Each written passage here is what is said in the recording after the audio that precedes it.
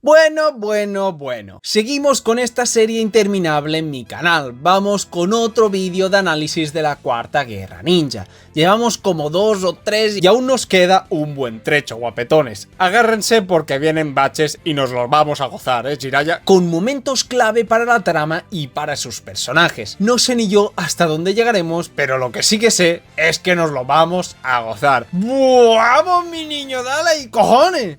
Estamos ya de lleno en mitad de este gigantesco arco de Naruto, y poco a poco todo ya se ha alineado hacia el final de la serie. Todos los frentes de esta saga que hemos hablado largo y tendido se están juntando hacia un mismo horizonte, el clímax de la Cuarta Gran Guerra Ninja. Y si de clímax hablamos, tenemos que hablar de lo que pasa en el centro de todo el conflicto, donde realmente los hombres se están jugando las pelotas, y donde se empezaría a dar el inicio del fin, invocando al Gedomazo e iniciando así por fin la resurrección del 10 colas. Y es que ya hablé algo de toda esta pelea con los Bijus, pero llegaba por fin el turno de Gai y Kakashi, dos personajazos que Kishi les permite estar en el centro de todo, y que tomaran iniciativa también en la batalla para mí fue una decisión acertadísima. Y esto era interesante no solo para el desarrollo de ambos, sino también porque es necesario combatir un jutsu como el del enmascarado con varios shinobis a la vez, o si no, es prácticamente imposible salir ileso, excepto si eres Minato, entonces ahí te sacas la Yondaime del pantalón, pero bueno, eso es un caso aparte. Iniciando así el combate entre Naruto, Gai y Kakashi contra el falso Madara, una batalla que tiene unas coreografías, pero vamos, de las mejores de la franquicia, de una calidad e ingenio tremendas, como los choques de Gai Sensei con sus armas donde va atravesando a su rival, pero a la vez atacando continuamente para no permitir que se materialice, así como el kunai con Raikiri de Kakashi y varias secuencias más que fueron buenísimas, usando cosas tan sencillas como los nunchakus de Gai o el kunai de Kakashi, pura esencia ninja llena de estrategia, que gracias a eso consiguen rasgar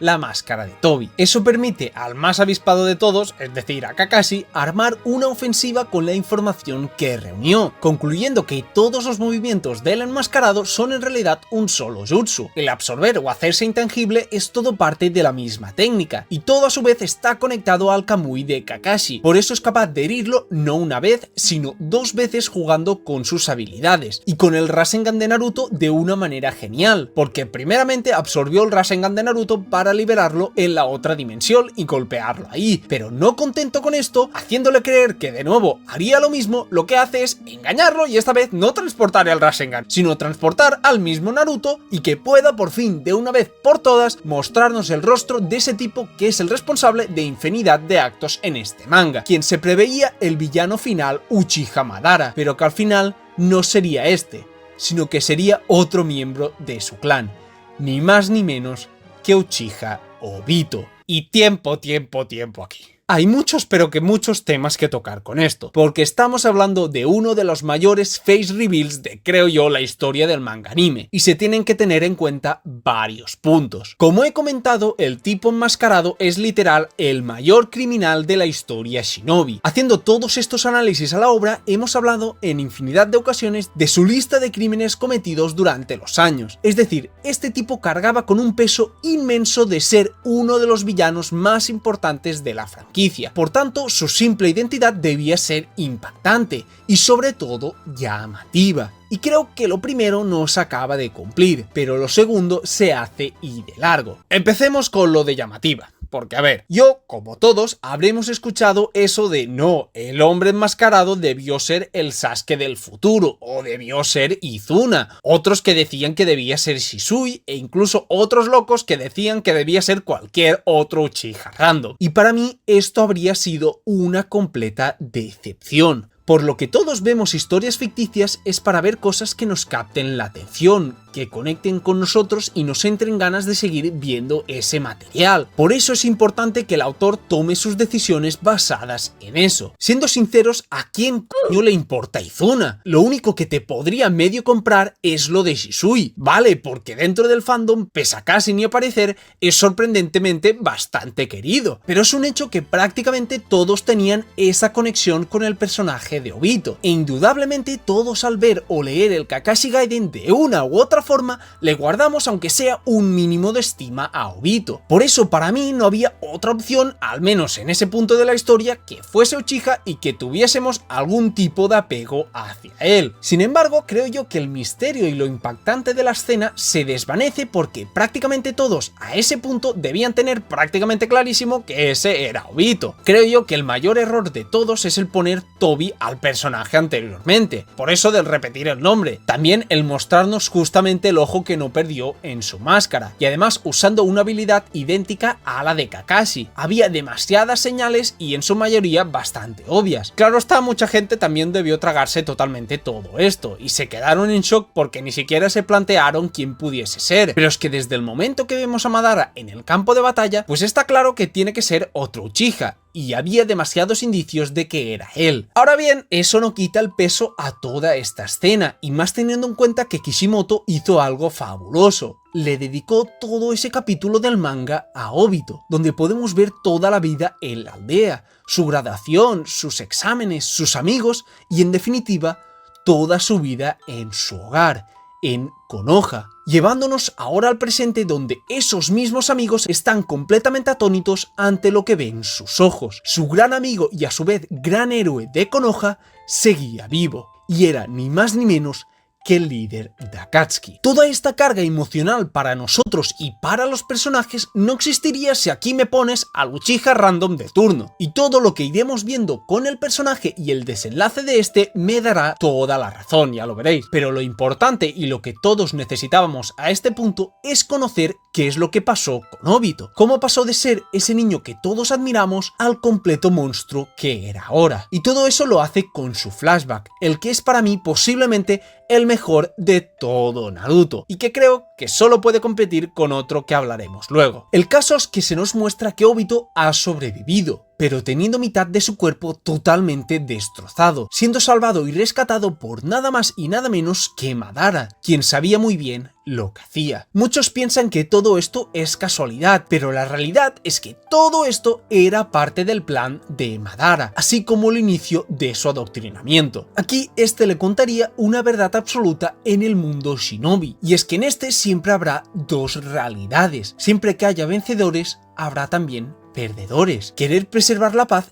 lleva a las guerras, y siempre que haya luz, también habrá sombras. Esos son conceptos que van siempre de la mano y es lo que convierten este mundo en un infierno. Claro, nunca habrá un mundo lleno de ganadores, un mundo solo de paz o un mundo solo de amor. Esa es la realidad. Y todo esto es cierto. Todo esto podemos llevarlo al terreno de los conflictos que hemos visto en el manga. Y veremos más adelante el cómo siempre todo esto calza al pie de la letra. Sin embargo, Obito escuchó todo esto pero realmente no le hizo ni caso. Él en este punto solo quería volver con Kakashi y Rin. Lo único que deseaba antes de morir era pasar más tiempo con ellos. Tenía tantas cosas que vivir con ellos aún que simplemente no podía escuchar lo que decía un viejo Uchiha. El destino, la suerte o lo que fuese le había dado la oportunidad de seguir adelante y vivir con sus seres queridos tal y como deseaba. Por eso este se dedicaría durante varios meses a recuperarse, volver a andar, entrenar y volver a hacer todo aquello que antes podía hacer con normalidad. Pero se levantaba todos y cada uno de los días pensando en que debía escapar de ahí y poder por fin de nuevo ver a sus amigos. Y eso lo hizo con los dos Zetsus blancos, que cada 2×3 le preguntaban que cómo se sentía al cagar. Pues mira, primero que todo, seréis basura durante toda la guerra ninja,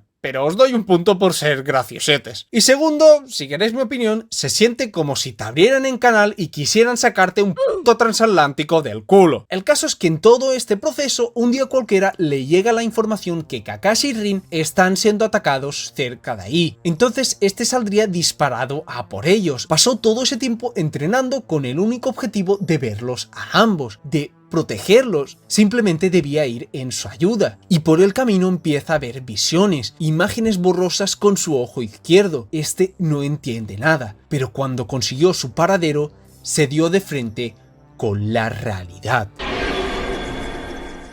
Rin había muerto y lo había hecho a manos de Kakashi. Obito no podía creerlo. su mejor amigo había matado a la persona que él más quería. Esa furia le haría despertar su Mangekyo Sharingan, y en para mí el rage más absolutamente brutal que haya visto, Obito empezaría a masacrar a todos y cada uno de los ninjas que estaban ahí. No tendría ninguna piedad, eliminaba a todos y cada uno de ellos al instante, mientras se iba preguntando dónde estaba, qué era ese lugar. Pero al ver a Rin de cerca lo tendría claro, esa era su realidad, eso era el infierno. Y debo hacer énfasis en el arte de Kishimoto aquí. Todos los paneles de Obito masacrando a ninjas de la niebla tienen un impacto increíble. Ese color blanco en la máscara manchado cada vez más y más de sangre es increíble. E incluso el panel final es verdaderamente impresionante. Yo uso para los vídeos la versión a color del manga, pero posiblemente en blanco y negro tiene aún más impacto. Qué brutal la representación que hizo Kishimoto aquí. Totalmente algo fuera de este mundo. Todo esto es sangre.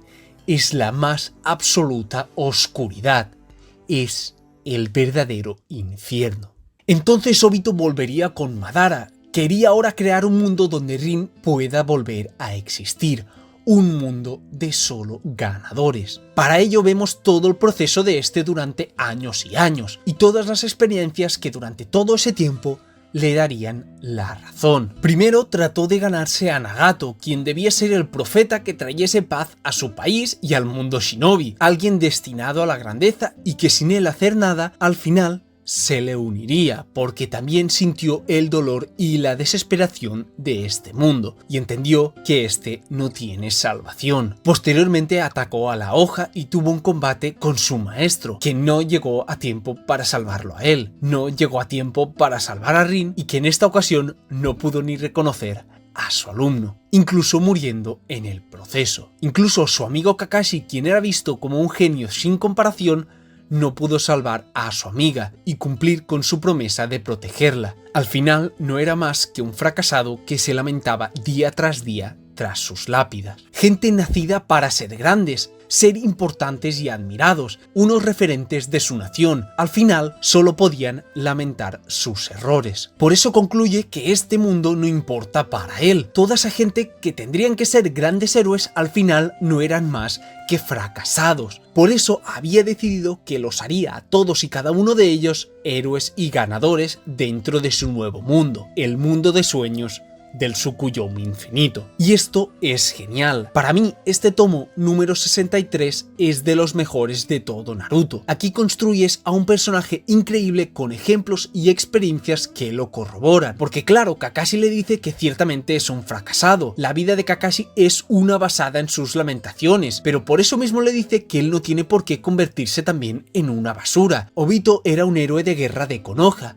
Él era el héroe de Kakashi. Esto pone de manifiesto todo aquello que hablamos en el Kakashi Gaiden. Obito era un gran héroe, de eso no había duda. Fue tan así que había marcado tremendamente la personalidad de Kakashi, la había cambiado y la había forjado como el shinobi que era ahora, siempre teniéndole presente. Pero Obito le contesta todo esto con una frase que me encanta, ya que le dice que la realidad es que todos los shinobis en este mundo se convierten en fracasados, y tanto él como Kakashi eran ejemplos de ello. Y eso ejemplifica todo lo que hemos estado mencionando. Pero claro, Naruto no puede quedarse de brazos cruzados. Él no es ninguna basura y no va a permitir que se convierta en un fracasado. Y sobre todo, y más importante, él no va a dejar que sus camaradas mueran. Y esta frase es lo que elevará todo el conflicto más adelante. Por eso Kakashi, que estaba totalmente en shock por todo esto, decide que lo que va a hacer para honrar al Obito que él tanto admiraba era proteger a Naruto,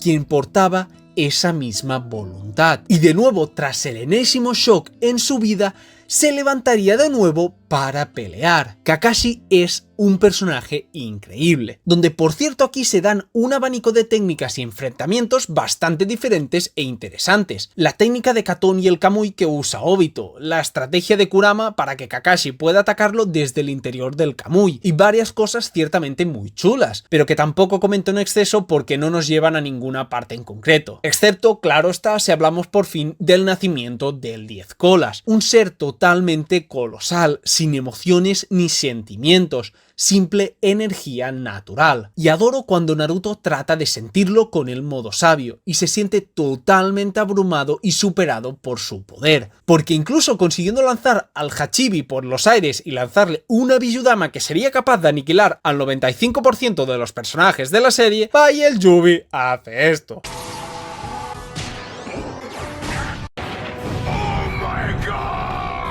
No, hombre, no me seas malo, bicho raro.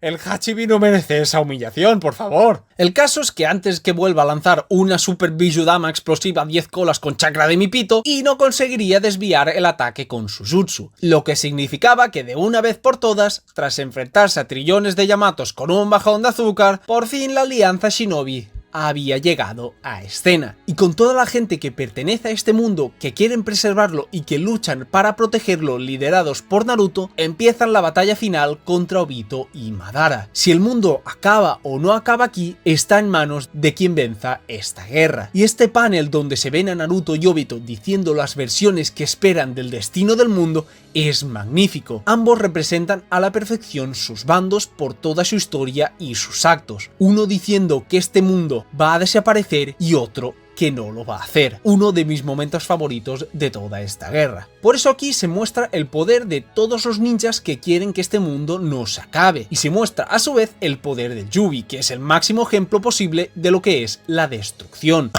Hostia, ¿eso es un ataque del Yubi? Tan así que arrasa completamente con todos sus ataques y finalmente darse las primeras muertes relevantes en esta guerra, cosa que ya era hora, por cierto. Y hablo de las muertes de la división de inteligencia, es decir, de Shikaku e Inoichi, y sobre todo y más importante aún, la de Neji. Y vamos, de nuevo, árbitro, por favor, tiempo aquí, debemos extendernos y bastante en este punto. Las muertes tanto del papá de Shikamaru y de Ino están bien, sin más, tampoco me parecen nada excelente, pero creo que están bien llevadas. Pero la de Neji es un tanto distinta, tiene cosas malas, obviamente, pero también cosas de tremenda calidad. Esto puede parecer una contradicción e incluso algo utópico, pero me explico con pelos y señales, tranquilos. A ver, lo peor de todo esto es el cómo se lleva la muerte. Y es que el problema mayormente para mí es que esto nace de la más y completa absoluta nada. Claro que, como he dicho, vemos a los ninjas de la alianza y todo eso, pero es que en ese mismo capítulo de la nada empiezan a aparecer los Hyuga que no veíamos literalmente desde hace centenares de capítulos, y justo aparecen en este momento. Un momento donde el Yubi, en vez de hacer un lanzamiento masivo de Ultra Mega Biyudamas,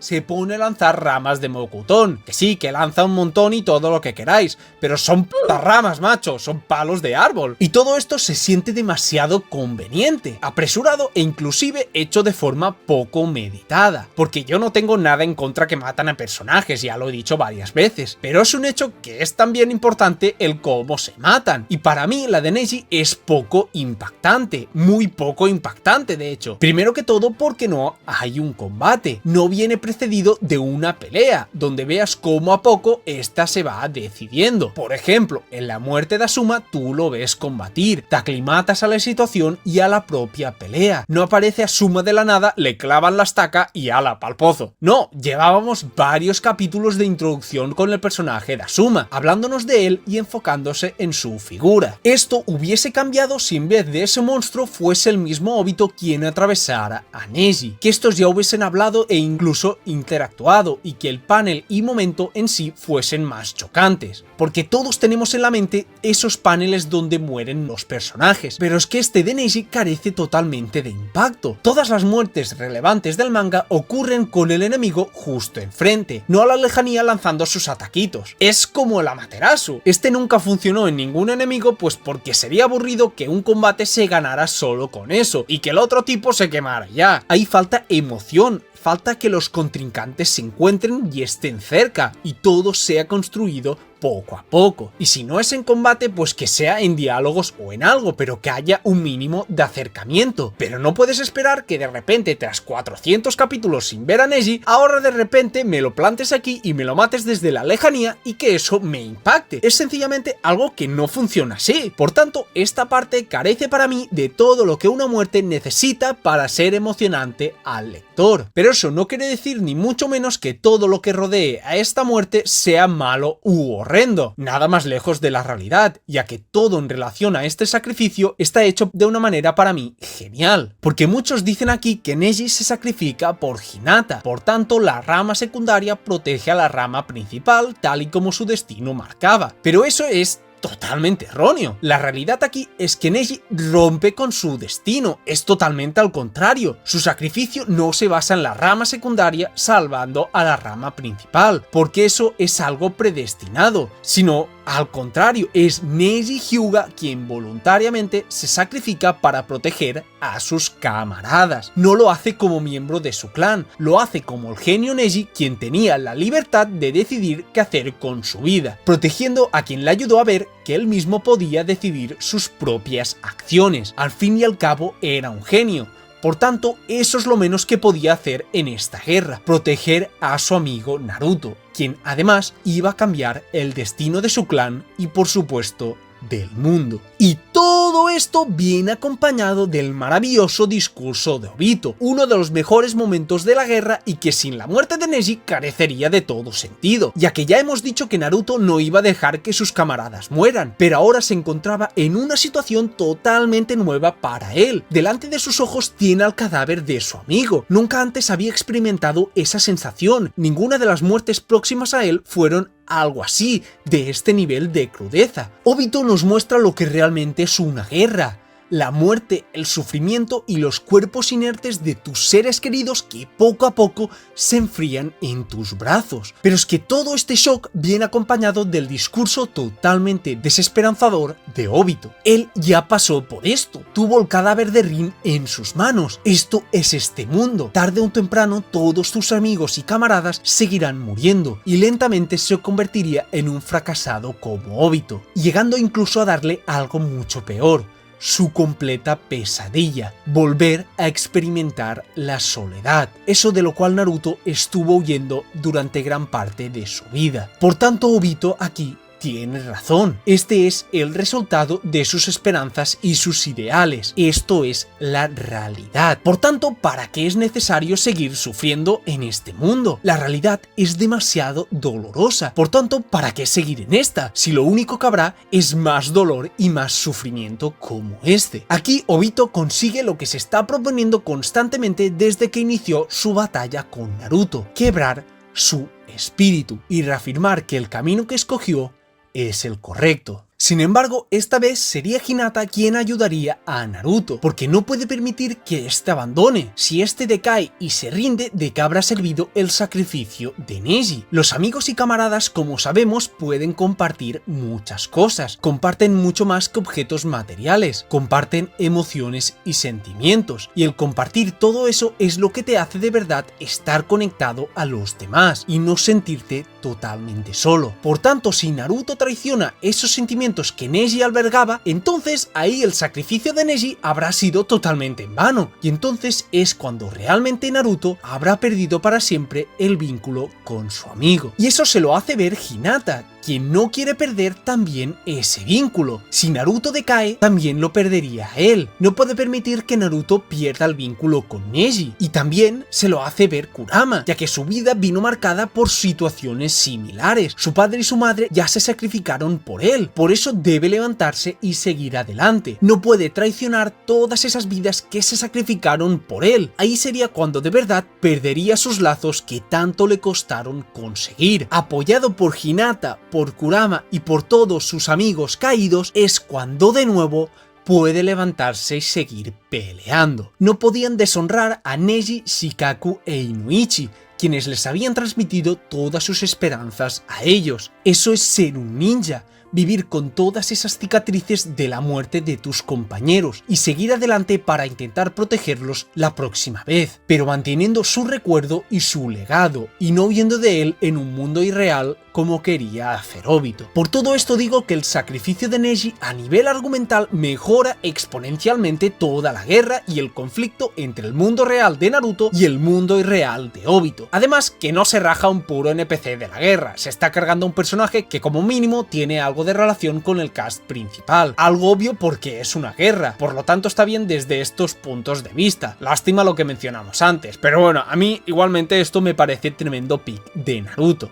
Porque aquí además Naruto transmite el chakra de Kurama a toda la alianza, y gracias a la estrategia de Shikaku, a la información de Inoichi y a la voluntad de Neji, consiguen romper parte del Yubi, aprovechando Kishimoto para representar un pájaro que vuela libremente, así como lo fue Neji al conocer la verdad sobre su destino, queriéndonos decir que su voluntad seguía presente en este mundo, siempre y cuando no la abandonaran, consiguiendo así derrotar al Yubi y a ellos por un instante, siendo por cierto Rock Lee quien conseguiría golpearlos. Detalle sin prácticamente importancia, pero bueno, al menos lo hemos vuelto a ver. Y antes de seguir con esta sección, tenemos que irnos a otro punto clave de la guerra, la resolución de Sasuke, quien como vimos se despidió de Itachi, y todo lo que vendría tras todos estos acontecimientos serían totalmente claves para su desenlace como personaje, ya que Itachi le dejó claro al morir que pese a todo lo que le ocurrió, él era Itachi Uchiha de Konoha. Pero claro, a los ojos de Sasuke, ¿cómo es eso posible? Le obligaron a hacer todo tipo de actos horribles, vivió como un criminal por su culpa, pero aún así seguía considerándose parte de la aldea. Por eso Sasuke aquí duda de absolutamente todo, que es realmente un clan, una aldea o qué es ser un shinobi, porque Itachi quiere proteger la aldea que él mismo ansía destruir. Por eso aquí es muy interesante su mentalidad, quiere saber toda la información y las bases de todo el conflicto que definió su vida para así tomar una decisión propia y no dejarse manipular como lleva haciendo toda su vida, porque fue manipulado por Itachi, por Orochimaru y por Tobi. Toda su vida ha sido definida por los demás, por eso ya era hora de que haga lo que Naruto y Shikamaru ya hicieron, madurar y ser él mismo quien decida qué hacer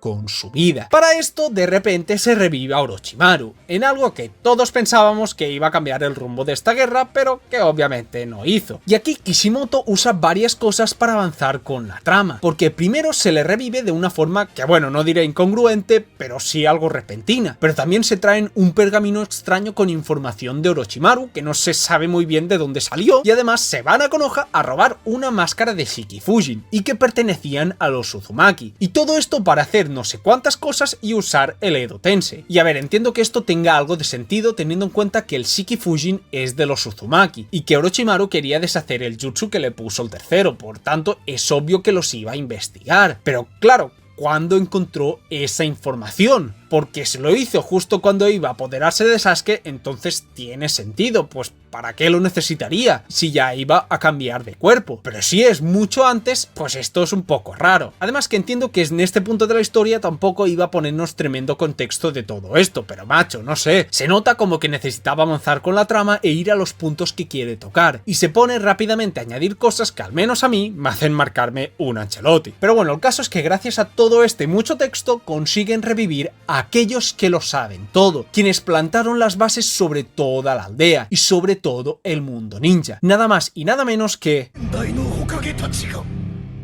Y esta reunión, pese a que, como hemos dicho, viene precedida por alguna cosa un tanto rara, aún con eso me parece excelente y de las mejores decisiones que pudo tener Kishimoto para alimentar el hype de esta saga y para mejor aún explicarle tanto a Sasuke como a nosotros las bases que sustentan al mundo ninja y por ende a todo este manga. Primero tenemos la visión de Tobirama de qué es un clan, concretamente el clan Uchiha, ya que para él eran unos tipos altamente peligrosos. Al fin y al cabo era gente a quien sus emociones los afectaban terriblemente y podían ser perjudiciales para su villa. Por eso les asignó la policía militar, empujándolos fuera de los altos cargos de Konoha y tenerlos vigilados fuera del núcleo de la aldea. Es decir, no los envió a un rincón como haría Hiruzen, pero las llamas del golpe de estado empezaron a arder después de esta decisión del segundo Hokage. Pero hay algo claro, y es que a Tobirama se la sudaban. Lo ejemplifica cuando dice que si estos se mataron por el bien de la villa, pues que así sea. La idea principal que nos tenemos que quedar con todo esto es que lo más importante para ellos es la villa. Por eso quizás que le pregunta al fundador de dicha aldea, es decir, al primer Hokage, que qué significa el ser una villa y qué significa ser un shinobi. Para ello se nos da el flashback increíble que mencionamos antes sobre los Senju y los Uchiha, y sobre todo sobre Hashirama y Madara, en un pretexto muy interesante, la era pre-shinobis, una época marcada por las guerras entre clanes. Básicamente todos los territorios del planeta eran campos de batalla, una completa jungla de cadáveres y muertes, tan así que la esperanza de vida era alrededor de los 30 años, siendo así la batalla más sonada en esta era la de los Senju y los Uchiha, debido a que sus poderes eran muy superiores a los de los demás clanes, pero teniendo una analogía ligada a ellos bastante retórica, ya que los Uchiha eran el clan del odio, eran los malos y solo hacían que matar. Pero por otro lado estaban los Senju, el en teoría llamado clan del amor. Pero lo interesante es que sus manos estaban igual, pero exactamente igual, manchadas de sangre. Todos aquí eran asesinados, pero también asesinaban. Era igual si eran mujeres o niños. Todo se basaba en el honor, un concepto que quedaría arraigado a la sociedad shinobi, y que en esa época, por tanto, se debía matar a todo miembro del clan enemigo, sin importar quién fuese. Eso era el honor en esa época. Eso contrastaría con las visiones de dos niños, que pensarían que este mundo shinobi en el que vivían carecía de sentido. ¿Para qué morir? ¿Cuál era la necesidad de toda esta masacre? Ambos pensarían de igual forma, llegando ambos a la conclusión de que la única forma de terminar con todo esto es que ambos bandos hablen y se entiendan uno al otro. En el momento que se sea totalmente franco y transparente con el otro bando, quizás haya una manera de hacerlo posible, y por tanto acabar esta masacre. Y esto se representa con su juego de lanzar piedras. Quizás ambos niños conseguirían la manera de hacerlo, de llegar ambos al otro lado y así ser capaces de entenderse. Tan así que poco a poco fueron ideando esa manera, queriendo construir un hogar donde los niños no deban pelear, donde puedan ser eso, simples niños y no asesinos. Así sus hermanos no tendrían que morir tal y como lo hicieron. Pero ese sueño se vería truncado al descubrir la identidad del otro. Entonces ahí Madara no dudaría en luchar contra Hashirama día tras día durante literalmente años, siempre con el objetivo de proteger a su último hermano. Y así crecieron ambos, siguiendo el destino del mundo shinobi y estando totalmente alejados del sueño que ambos tenían. Día tras día, en vez de un sitio donde hubiera paz, lo que seguía viendo es guerras y muerte. Y eso no hizo más que agravarse con la muerte de Izuna. Madara en ese momento ya no podía unirse al clan Senju porque había perdido a todos sus hermanos. Si ahora se unía al otro bando, ¿de qué habría servido todos sus sacrificios? No haría más que deshonrar el legado de su hermano. Pero eso cambiaría cuando Hashirama estaría dispuesto a morir por él. Estaba dispuesto a ponerse en la misma situación que este y dejar atrás todo el dolor de ambos clanes para mostrarle sus verdaderas intenciones. Ahí es cuando Madara ve a través de él y ve su transparencia. Realmente su amigo consiguió llegar al otro lado y mostrársele tal y como es.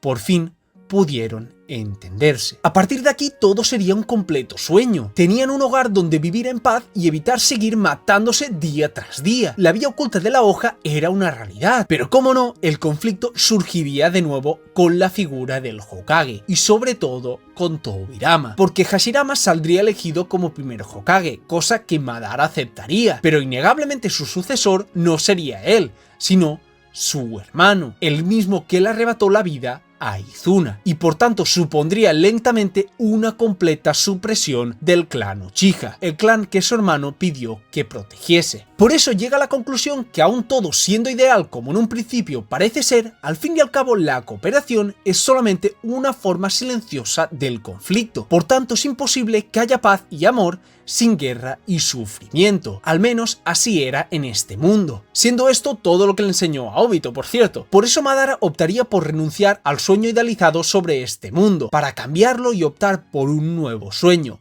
Uno que lo sería tanto en concepto como en realidad, huyendo así de la villa y volviendo con el único propósito de destruirla, teniendo en varias ocasiones conflictos a una escala inimaginable, e incluso usando al Kyuubi como arma, siendo así que ni aún así no podía vencer a Hashirama, prueba de lo rotísimo que se tuvo que hacer al primer Hokage en este punto para guardar un poco la coherencia. El caso es que en el Valle del Fin es cuando se daría la resolución a todo el conflicto. Hashirama atravesaría por la espalda a su gran amigo de la infancia, infancia, para proteger a su villa y a su gente, y para ello no dudaría en matar a todo aquel que se pusiese en su camino. Por el bien de su objetivo, él cambió y puso por encima de su amigo a su aldea, así como Madara puso por encima de su amigo a su sueño. Los shinobis son aquellos que resisten y aguantan todo por un objetivo, pero ese objetivo podía cambiarlos totalmente, al igual que ocurrió con ellos. Eso es la aldea y eso es ser un shinobi. Y todo esto ejemplifica claramente el problema del sistema que Hashirama creó, ya que al enterarse de la historia de Itachi, este mencionó que fue aún mejor shinobi que él, queriéndonos decir que estaba orgulloso de alguien que había tenido que matar a todo su clan, familiares y amigos por la villa. Esto está lleno de incoherencias, es tal y como dijo Madara. Debido a que Hashirama cambió, permitió crecer la oscuridad, llegando a personas como Itachi y Danzo, quienes tuvieron que hacer todo tipo de actos oscuros por la villa. Y el que todo esto sea una hipocresía gigantesca me encanta, porque nos muestra diferentes caras de la misma moneda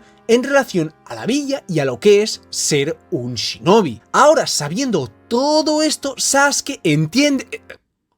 Oye, pero ¿qué coño es esto? ¿Pero Kishi? ¿Qué le hiciste a mi Sasuke si parece primo de Rek? ¿Qué es este panel, por Dios? Bueno, el caso es que Sasuke entiende qué es la villa, entiende qué es ser un shinobi y el por qué su hermano hizo lo que hizo. Puso por delante a Konoha porque como Uchiha, su amor por la villa y la paz era tal que estaba dispuesto prácticamente todo para protegerla. Por tanto, Sasuke aquí no tenía otra opción que evitar que todo aquello que se construyó sea sumergido en un mundo irreal. Entonces todos los sacrificios serían en vano. Por tanto, no podía permitirlo. Y sobre todo lo demás de su resolución, pues sintiéndolo mucho y esperando que no me deis un dislike como mi pito de grande, pues lo hablaremos más adelante, porque si no nos vamos del tema. El caso es que todo esto me parece bien y para mí tiene coherencia, pero lo que hasta el momento no puedo entender es que en un momento tan serio e importante sea luego usado como literalmente un meme por el autor al llegar Sasuke a la guerra. O sea, ¿cómo le vas a hacer decir que será Hokage delante de todos los de su grupo de Konoha? Y lo usaras claramente como algo cómico.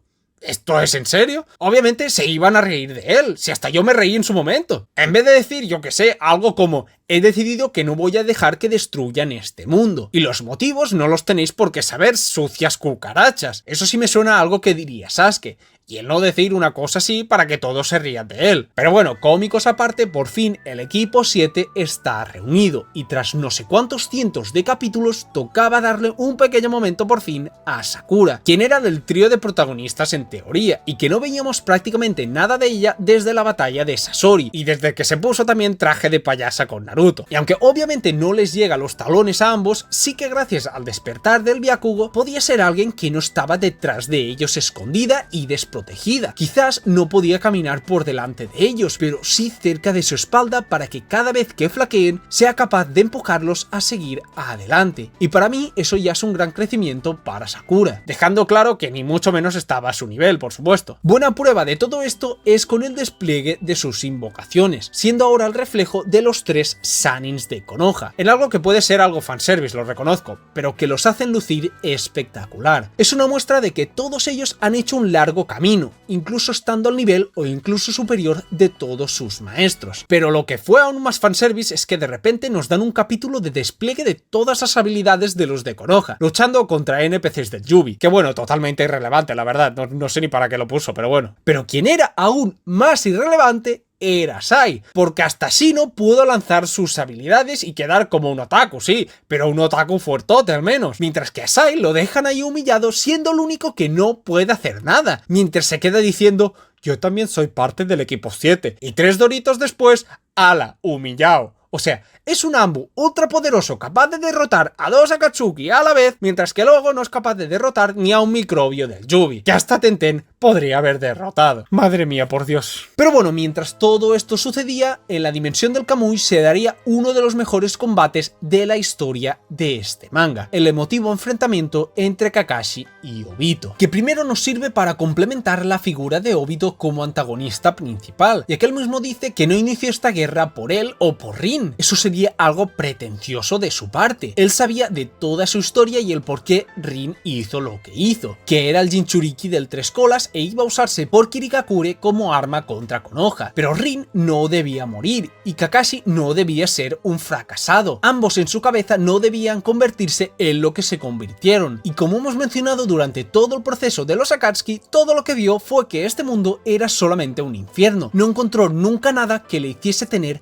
algo de esperanza. Por eso simplemente este mundo ya no importaba. Pero Kakashi no está dispuesto a aceptarlo, porque claro, es un fracasado, pero debido a esas cicatrices aprendió que las heridas del corazón solo pueden cicatrizar apoyándote en los demás, y huyendo de ellos jamás conseguirás que cicatricen. Por eso las experiencias de Kakashi y el no huir de la realidad es lo que le hace estar dispuesto a detener al Obito actual, porque claro, no cumplir las reglas Shinobis te convierten en basura, y quien abandona a sus amigos es peor que la basura, pero quien rechaza todo aquello que sus amigos le transmitieron y escupen en su memoria son muchísimo pero muchísimo peor que basura, y él no estaba dispuesto a abandonar todo lo que su amigo le enseñó. Por eso debía proteger la voluntad de su viejo amigo, es decir, a Naruto, aunque para eso tuviese que acabar con el Obito actual. Y esto es súper interesante. Tenemos a dos amigos que van a luchar para erradicar una versión de cada uno de ellos. Obito quiere destruir al Kakashi fracasado que tiene ante sus ojos, y Kakashi quiere acabar con el Obito que escupía